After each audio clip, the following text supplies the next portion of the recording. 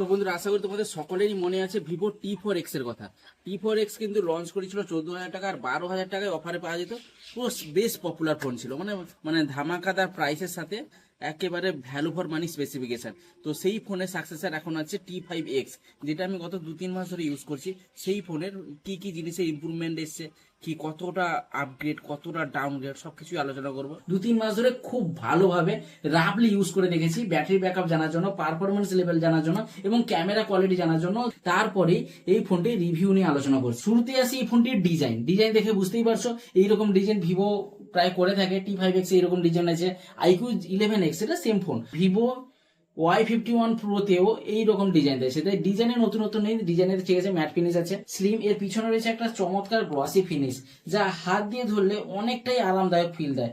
এক হাতে কিন্তু আরামসে ফোনটিকে ইউজ করা যায়, এইটুকু বলতে পারি। ব্যাটারি থাকার জন্য ফোনটা হালকা ভারী ফিল আসবে।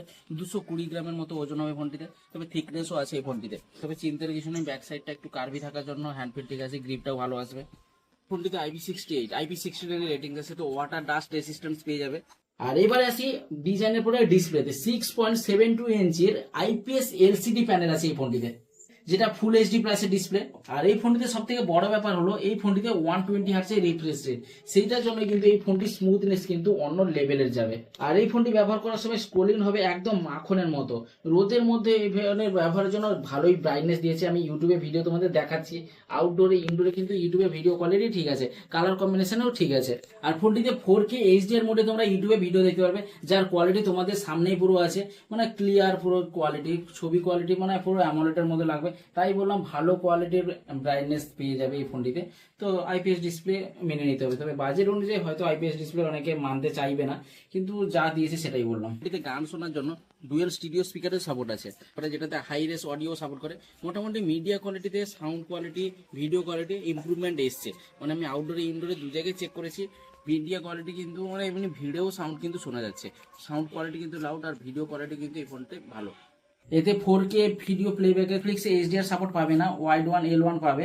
আর IPS ডিসপ্লে তাই অ্যামোলেডের মতো ডিপ ব্ল্যাক কালার না পেলেও এর কালার্স এবং ভিউইং অ্যাঙ্গেল বেশ ভালো। আর IPS ডিসপ্লে হওয়ার কারণে ফিঙ্গারপ্রিন্ট স্ক্যানারটা রয়েছে সাইড মাউন্টের, তো এটা একটু মেনে নিতে হবে। পাওয়ার বাটনেই তোমাদের ফিঙ্গারপ্রিন্ট সেন্সর পেয়ে যাচ্ছ। প্রথম আকর্ষণ হচ্ছে এই ফোনটিতে ক্যামেরার পিছনে ডাইনামিক লাইট বলে একটা অপশন আছে, যেটা নোটিফিকেশন লাইটের মতোই কাজ করবে, যেটা একটু ইউনিক লাগবে। নোটিফিকেশন এলে, কল এলে কিন্তু এই লাইটটা বিভিন্ন কালারে জ্বলতে পারবে। তোমরা নিজের পছন্দের মতো কালার কাস্টমাইজ করতে পারবে। এই ফোনটিতে 7200 mAh ব্যাটারি আছে, 45 ওয়াট ফাস্ট চার্জিং এর সাথে। 7200 mAh আমি ভারী ইউজে, মানে হেভি ইউজেও এই ফোনটি আমি পুরো 2 দিনের ব্যাটারি ব্যাকআপ পেয়ে গেছি। মানে গেমটা খেলে, জাস্ট গেমটা কিছুক্ষণের জন্য খেলেছিলাম, বাকি নর্মাল এই চ্যাটিং, ভিডিও দেখা, এমনি ফোন ইউজ করা, এই সব কিছুতে কিন্তু আমার 2 দিনের ব্যাটারি ব্যাকআপ দিয়ে দিয়েছিল। ব্যাটারি ব্যাকআপটা কিন্তু এই ফোনের মাস্টার প্ল্যান। আর এই ফোনটিতে যদি পারফরমেন্সে বলো, মানে যদি গেম খেলতে যাও বা গেমিং ফোন হিসেবে চাও, গেমিং পারফরমেন্স চাও, তাহলে ক্ষেত্রে আগে জেনে নাও এই ফোনটিতে প্রসেসর কি আছে। এই ফোনটিতে কিন্তু ভালো প্রসেসর আছে, মিডিয়াটেকের প্রসেসর আছে, মিডিয়াটেক ডায়মেনসিটির 7400 এর প্রসেসর আছে, যেটা টার্বো প্রসেসর বলতে পারো, যার সাথে LPDDR4X এর র্যাম টাইপ আছে, UFS 3.1 এর স্টোরেজ টাইপ আছে। মানে অ্যাপ ওপেনিং ক্লোজ কিন্তু খুব স্মুথলি কাজ করছে। র্যাম ম্যানেজমেন্ট ভেরি গুড, অ্যাপগুলো দেখো ব্যাপকভাবে স্মুথলি কিন্তু ওপেন হচ্ছে। আর কোনো রকমের ল্যাগ ইস্যু তো এই ফোনটিতে আমি দেখতে পাইনি। আন্তত স্কোর প্রায় 9,57,000-এর কাছাকাছি যাবে। তো out of the box Android 16 এর আপডেট পেয়ে যাবে, ভিভোর যেটা অরিজিন OS 6 এর আপডেট পেয়ে যাবে, যে ফান্টাজ OS নেই, অরিজিন OS এর আপডেট দিয়েছে, যেটা খুবই ভালো দিক দিয়েছে। 4 বছরের সিকিউরিটি আপডেট পেয়ে যাবে, 2 বছরের অ্যান্ড্রয়েড আপডেট পেয়ে যাবে। মানে 16তে আছে, 18 পর্যন্ত অ্যান্ড্রয়েড আপডেট পেয়ে যাবে। কিছু প্রি ইনস্টল অ্যাপ আছে যেগুলো তোমাকে আনইনস্টল করতে পারবে, প্রি ইনস্টল গেমিং যেগুলো বলে, ব্লোটওয়্যার যেগুলো বলে, সেগুলোকে আনইনস্টল করে ইউজ করতে পারবে। যেহেতু গেমিং এর কথা বলছিলাম, BGMI তোমরা 60 FPS এ পুরো স্মুথলি গেম করতে পারবে। মানে অত বেশি হিট এই ফোনটিতে কিন্তু নেই, স্মুথলি গেমিং করতে পারবে, ক্যাজুয়াল গেমিং করতে পারবে।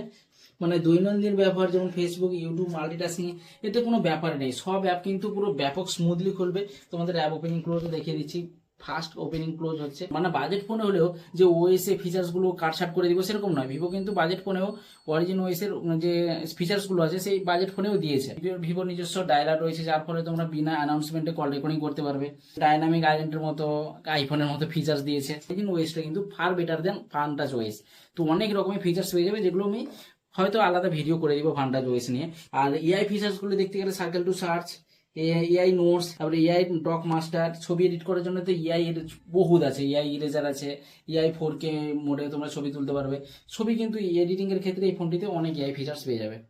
তো এডিটিং বলছি তাই ক্যামেরাটাও বলে দিই। এই ফোনটিতে ক্যামেরা মোটামুটি ঠিক আছে, ব্যাকে দুটো ক্যামেরা সেটআপ আছে। একটা হচ্ছে তোমার 50 মেগাপিক্সেলের মেন ক্যামেরা, আর একটা হচ্ছে 2 মেগাপিক্সেলের এমনি নর্মাল ডেপথ ক্যামেরা বলতে পারো। এই বাজেটে কিন্তু কোনো আলট্রা ওয়াইড ক্যামেরা এই ফোনটিতে দেয়নি। বড় ইমপ্রুভমেন্ট হয়েছে সেলফিতে। আগে T4X এ 8 মেগাপিক্সেল বাদ দিয়ে এই ফোনটিতে কিন্তু 32 মেগাপিক্সেলের সেলফি ক্যামেরা দিয়েছে। তো সেলফি ক্যামেরাতে কিন্তু ইমপ্রুভমেন্ট হয়েছে। ছবিগুলির কোয়ালিটি কিন্তু বেশ ডিসেন্ট, মানে T4X এ যেরকম কোয়ালিটি ছবি এসেছিল T5X এ অলমোস্ট সেম কোয়ালিটি ছবি এক্সপিরিয়েন্স পাবে, মানে ডিসেন্ট কোয়ালিটি ছবি পাবে। আমি সব রকম ফিচার্স এই ফোনটিতে আছে, ভিভো ফোনে যেরকম ফিচার্স থাকে ক্যামেরাতে সব রকম ফিচার্স আছে। পোর্ট্রেটে কোনো জুম অপশন নেই, একটাই ক্যামেরাতে একটাই অপশনে তোমরা পোর্ট্রেট সেন্সরে ফটো তুলতে পারো। তো ফটো কোয়ালিটি তোমরা দেখতেই পাচ্ছ, ন্যাচারাল হালকা আছে, তবে কিছু বিউটিফাই ফটো আসছে। সেলফিতে যেরকম বিউটিফাই ফটো আসছে, তবে ন্যাচারাল ফটো কিন্তু। আর ভিডিওর ক্ষেত্রে ব্যাকে বলো আর ফ্রন্টে বলো, দুই জায়গায় কিন্তু 4K ভিডিও রেকর্ডিং করা যাবে। তার স্যাম্পলও তোমাদের দেখিয়ে দিচ্ছি। এটা যেটা দেখতে পাচ্ছ এটা 4K তে ব্যাক ক্যামেরাতে শুট হয়েছে। এটা 4K তে ব্যাক ক্যামেরাতে 4K তে ভিডিও রেকর্ডিং হচ্ছে, দেখো 4K তে জুমও আছে। আর এটা যেটা দেখতে পাচ্ছ 4K তে সেলফিতে শুট হয়েছে। এটা 4K তে সেলফিতে সেলফি ক্যামেরা কোয়ালিটি কিন্তু ডিসেন্ট, এত বেশি বাড়িয়েও কিছু বলার নেই, এত বেশি কমিয়েও কিছু বলার নেই। তো ডিসেন্ট ক্যামেরা এক্সপিরিয়েন্স এই ফোনটিতে পাবে। ভেরিয়েন্ট 6GB 128GB স্টোরেজ থেকে শুরু, যার দাম তোমরা 19,000-20,000 টাকার মধ্যে পেয়ে যাবে। তবে ডিসকাউন্ট লাগিয়ে বা ব্যাংক ডিসকাউন্ট লাগিয়ে হয়তো এর থেকে কমে পেতে পারো। তবে T4X এর থেকে অনেকটাই হাই বাজেট।